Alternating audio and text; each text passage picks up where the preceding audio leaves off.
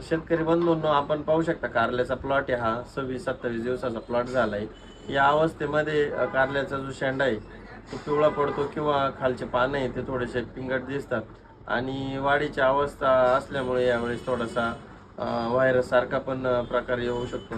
तर याच्या नियंत्रणासाठी आणि ग्रीनरी तसेच जोमदार वाढीसाठी तर आपण काय केलं पाहिजे, तर या ठिकाणी आपण याला ड्रेंचिंग किंवा ड्रीपमधून मिक्स मायक्रोन्यूट्रियन ग्रेड नंबर 2चं त्याच्यात मिलांज किंवा मिंगल आणि त्यामध्ये आपल्याला घ्यायचे सागरिका सिविड आणि मॅग्नेशियम एकरी 4 किलो, सिविडचं प्रमाण एकरी 1 लिटर असं जर कॉम्बिनेशन घेऊन जर आपण त्याला ड्रेचिंग किंवा ड्रीपमधून ॲप्लिकेशन केलं तर अतिशय चांगले रिझल्ट मिळतील।